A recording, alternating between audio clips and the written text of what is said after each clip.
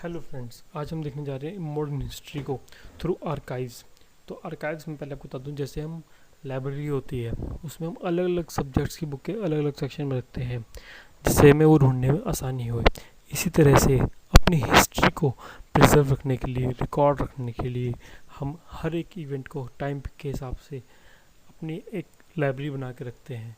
क्या क्या किस टाइम पीरियड में, 17वीं सेंचुरी में, 18वीं सेंचुरी में, 19वीं सेंचुरी में, डिफरेंट सेंचुरी में, डिफरेंट टाइम पीरियड में क्या क्या इवेंट्स हुए, उस समय की गवर्नमेंट ने क्या क्या डिसीजंस लिए, उनको रिटर्न फॉर्म में एक जगह रखते हैं और उस जगह को बोलते हैं आर्काइव्स। तो आज हम देखेंगे अपनी इंडियन हिस्ट्री, मॉडर्न हिस्ट्री को आर्काइव्स के थ्रू। कौन कौन सी आर्काइव्स हमारे पास थी जहाँ से हमें अपनी हिस्ट्री के बारे में जानकारी मिलती है। तो आज हम देखते हैं आर्काइव्स। आर्काइव्स हमें गवर्नमेंट के द्वारा भी प्राप्त होती है। गवर्नमेंट हमारे लिए अपनी एक्टिविटीज़ का सोशल कंडीशन, पॉलिटिकल कंडीशन जो हमारे देश में है उसको संभाल कर रखती है। सेंट्रल गवर्नमेंट एक अपनी आर्काइव अलग से मेंटेन करती है, स्टेट गवर्नमेंट भी अपनी आर्काइव अलग से मेंटेन करती है। 3 प्रेसिडेंसीज थी 17वीं सेंचुरी में, बॉम्बे, मद्रास और कलकत्ता। इन्होंने भी अपनी आर्काइव्स मेंटेन करके रखी थी। ये हम आगे की स्लाइड्स में देखेंगे। European powers, French, Britishers, Portuguese, ये सब इंडिया में आए, इन्होंने अपनी आर्काइव मेंटेन करके रखी। इसको भी हम आगे देखेंगे। जुडिशियल रिकॉर्ड्स, जो कि हमारे यहाँ पे कोर्ट्स होते हैं, वो भी अपनी आर्काइव एक मेंटेन करते हैं और जो हमें हिस्ट्री के बेस्ट एग्जांपल्स देते हैं केसेस के बारे में जो उस वक्त लड़े गए थे। पब्लिश आर्काइव्स भी होती हैं, जैसे कि न्यूज़पेपर्स हो गए, जर्नल्स हो गए, पेपर्स हो गए, ये जो पब्लिकली पब्लिश्ड होते हैं और गवर्नमेंट इनको पब्लिश करती है लोकल सिटीजन्स के लिए और वर्ल्ड पॉपुलेशन के लिए। प्राइवेट आर्काइव्स होती है, ये हम जानेंगे प्राइवेट आर्काइव होती क्या है। ये इंडिविजुअल्स रखते हैं, राइटर, प्रोफेशनल्स इसको मेंटेन करते हैं। और फॉरेन रिपोजिटरीज, फॉरेन रिपोजिटरीज हम आगे देखेंगे होता क्या है।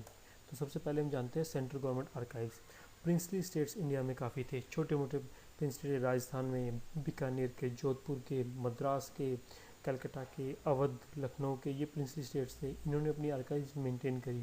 फिर ब्रिटिश इंडियन प्रोविंसेस काफ़ी बन गए थे। ब्रिटिश ने जब इंडिया आए तो उन्हें कलकत्ता में, साउथ इंडिया में अपने छोटे प्रोविंस पहले शुरू में डेवलप किए और प्रिंसली स्टेट्स के साथ मैनेजमेंट अपना अच्छे से बढ़ाया। तो उन्होंने भी अपनी आर्काइव्स मेंटेन रखी। और foreign administration other than Britishers के अलावा भी यहाँ पे काफ़ी लोग आए यूरोप से, जैसे कि आप जानते हैं पोर्टुगल्स, फ्रेंच, डच, ये सब लोग आए थे। इन्होंने भी अपनी आर्काइव्स मेंटेन करी, जिसे हम सेंट्रल गवर्नमेंट आर्काइव्स के रूप में देखते हैं। अब देखते हैं हम archives from state government. State governments की भी अपनी आर्काइव्स होती हैं। 17वीं सेंचुरी के टाइम पर 3 मेन प्रेसिडेंसीज थी मॉडर्न इंडिया की जिन्होंने अपनी आर्काइव्स मेंटेन करी। बंगाल प्रेसिडेंसी, मद्रास प्रेसिडेंसी और बॉम्बे प्रेसिडेंसी। यहाँ पे ये अपने किए गए इवेंट्स को रिटन फॉर्म में प्रिजर्व करते थे, जिससे कि आगे गवर्नमेंट चलाने में एक एक्सपीरियंस उनके पास रिटन फॉर्म में हो। आगे बनने वाले ऑफिसर्स, ब्यूरोक्रेट्स अपने पास के डिसीजन को आर्काइव से पढ़ सकें, देख सकें किस तरह से उन्होंने किस सिचुएशन में क्या एक्शन ली थी और क्या उसका रिजल्ट बना था। तो ये 3 प्रेसिडेंसीज थी। इसमें मेन जो बंगाल प्रेसिडेंसी थी ये काफ़ी बड़ी थी और बैटल ऑफ प्लासी के पहले का जो डेटा है इनका लॉस्ट हो गया था काफ़ी सारा।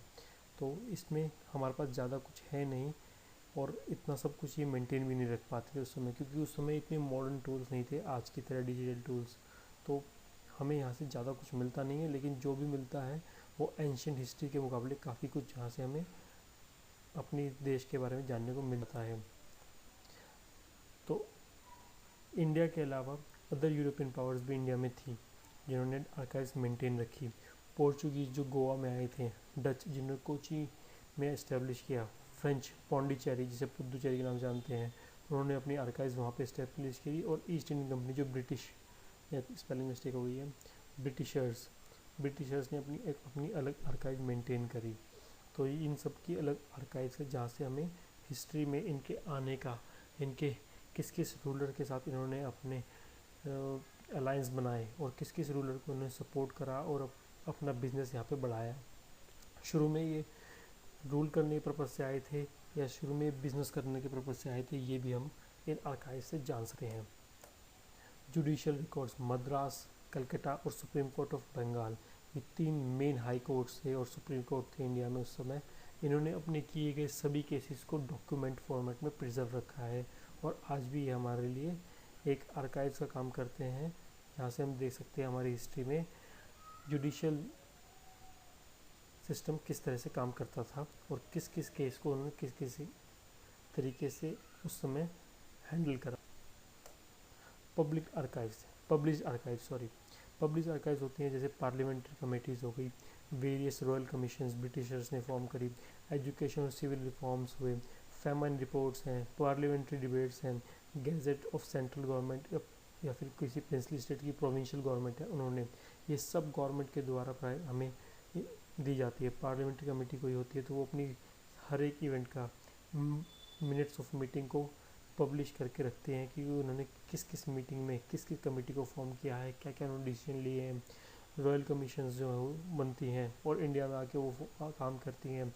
इंडिया अपने सिटीजन्स के लिए कुछ सिविल रिफॉर्म्स लाती है, एजुकेशन को बढ़ाने के लिए एजुकेशन रिफॉर्म लाती है। अगर कोई फैमान आया है, कोई ड्रॉट आया है, अगर कहीं पे फ्लड आ गया है तो उसकी एक रिपोर्ट पब्लिश की जाती है कमेटीज़ के द्वारा, उसको भी डॉक्यूमेंटेड करके रखा जाता है।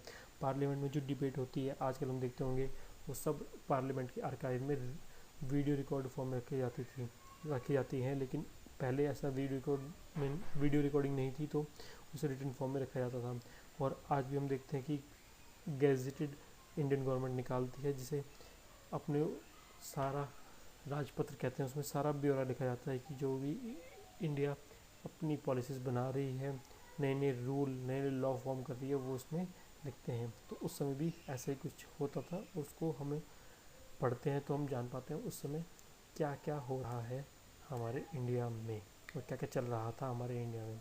प्राइवेट आर्काइव्स वो होती हैं जिसमें papers and documents of individuals होते हैं, कोई या फैमिली ऑफ नोट्स, किसी ने नोट्स एक डायरी बनाई है उसमें लिखता है। एमिनेंट लीडर्स होते थे उस समय, वो लेटर्स लिखते थे, एक दूसरे अपनी डायरी मेंटेन करते थे, अपने हर एक इवेंट को किस तरह से, और अपने क्रिटिक्स लिखते थे कि गवर्नमेंट की पॉलिसी के बारे में लिखना, उनके क्रिटिसाइज़ करना, और हर एक रिकॉर्ड को मेंटेन रखते थे वो अपने देश में होने वाली हर एक एक्टिविटीज़ को। जैसे कि एक ऑर्गेनाइजेशन 1886 में फॉर्म हुई थी INC, तो इनके अपने ऑफिशियल डॉक्यूमेंट्स हैं, इन्होंने अपनी मीटिंग्स जो शुरू करी और उनके ऑफिशियल जो बने उन सब के लिए इन्होंने एक आर्काइव बना के रखी हुई है, जहाँ से हम जान सकते हैं कि कैसे वो काम कर रहे हैं। हमारे फॉरेन में भी कुछ ट्रेड रिपोजिटरीज हैं, जैसे कि हम जानते हैं यूरोपियन इंडिया आए, जब वो वापस गए तो वो सारी आर्काइव्स अपने साथ ही ले गए, या फिर वो जब अपने रिपोर्ट भेजते थे अपने देश में, ब्रिटिशर्स इंग्लैंड में अपनी रिपोर्ट भेजते थे, डच जो थे अपने डच में रिपोर्ट भेजते थे, पोर्चुगीज़ जो थे वो अपने पोर्टुगल कंट्री में अपनी रिपोर्ट भेजते थे, तो वहाँ पे एक आर्काइव इंडिया के रूल के बारे में डेवलप हो गई थी।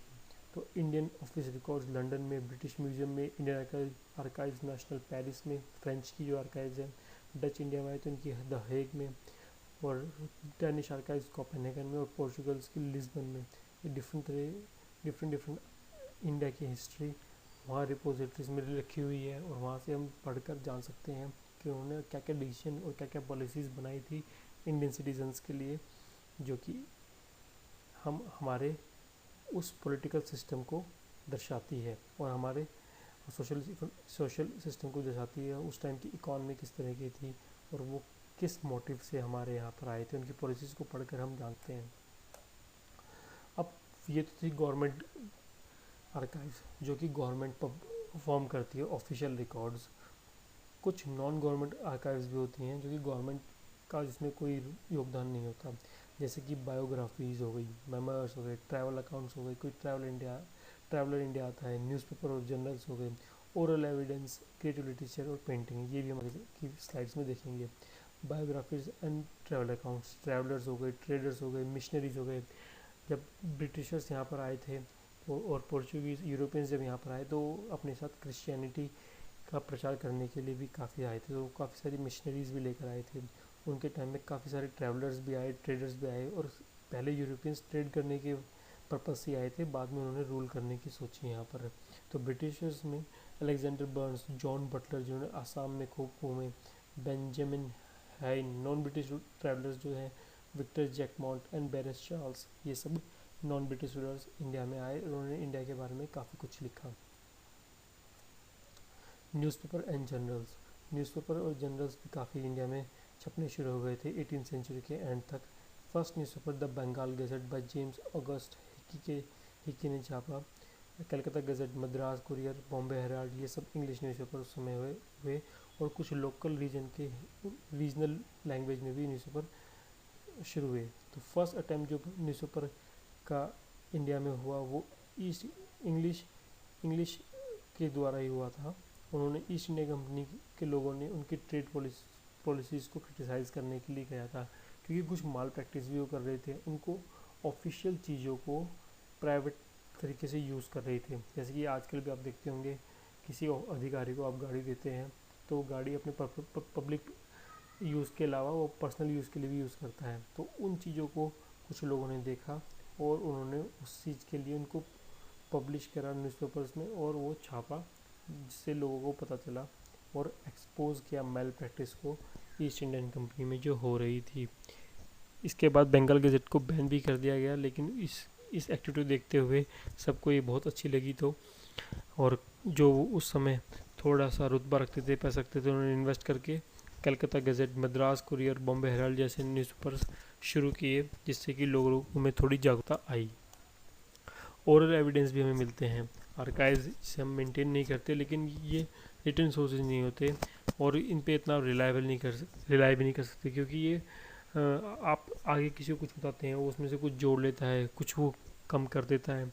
तो ये इन्फॉर्मेशन कुछ तरह से, एक तरह से देखे तो जाए तो एक मूवी का एक ट्रेलर ही होती है। जिसने फर्स्ट टाइम देखी उसने मूवी देखी, लेकिन वो आपको बस मेन चीज़ बता देगा या फिर कोई की पॉइंट वो मिस कर सकता है। तो ये सब जो कि जनरेशन टू जनरेशन पास होती है, माउथ टू माउथ होती है, और मैनी हिस्टोरियंस इसको इतना तवज्जो भी नहीं देते, लेकिन कुछ चीज़ें अगर वो रिटन फॉर्म से मैच करती हैं तो वो उसको हम थोड़ा सा रियल मान सकते हैं कि हाँ ये एक और क्रेडिबिलिटी है जो कि रिटन फॉर्म से मैच कर रही है। क्रिएटिव लिटरेचर एक बहुत बड़ा पार्ट प्ले करता है इसमें, क्योंकि लिटरेचर जिस टाइम का होगा वो उस टाइम की सोसाइटी को दर्शाएगा, क्योंकि लोग क्योंकि जो भी कोई राइटर होता है वो अपने आसपास की सोसाइटी को ही देखता है और उसी सोसाइटी को वो अपने लिटरेचर में, अपने नॉवेल्स में, कहानियों में लिखने की कोशिश करता है। उसके अच्छाई, उसकी बुराई, वो सब कुछ उस कहानियों में, अपने किरदारों में दिखाता है। उस समय की पॉलिटिकल कंडीशंस को दिखाएगा, सोशल कंडीशंस को दिखाएगा, इम्प्रूवमेंट हो रहे हैं, सोशल वैल्यूज़ क्या है उसके टाइम पे, सिटीजन्स की लाइफ कितनी अच्छी है, कितनी बुरी है, वो सब उसके में दिखाता है। और अगर हम लिटरेचर को पढ़ें तो हम अपने उस टाइम के पॉलिटिकल कंडीशंस और हिस्ट्री को जान सकते हैं। पेंटिंग भी एक तरह का आर्ट फॉर्म है। इसमें लिखने की बजाय पिक्चर्स ड्रॉ करी जाती हैं, जिससे एक्सप्रेस कर सकते हैं और रियल इम्पैक्ट पड़ता है अपने व्यूअर्स पर। क्योंकि लिखने के लिए अगर आप नॉवेल्स वगैरह देखते हैं तो वो बहुत मोटी होती हैं और पढ़ने में उसके लिए एक पढ़ाई लिखा बंदा चाहिए। जो बंदा पढ़ा साक्षर होगा वही उन नॉवेल्स को पढ़ पाएगा। लेकिन इमेजेस इलिटरेट को भी अट्रैक्ट कर सकती हैं, ये तो उससे आप इलिटरेट को भी थोड़ा सा अपना मैसेज पहुंचा सकते हो कि आप उसे क्या बताना चाह रहे हो। तो ये बड़ी मास को टारगेट करती है और ये भी एक फॉर्म होता है अपने उस समय के कंडीशंस को दिखाने का। Thanks for watching.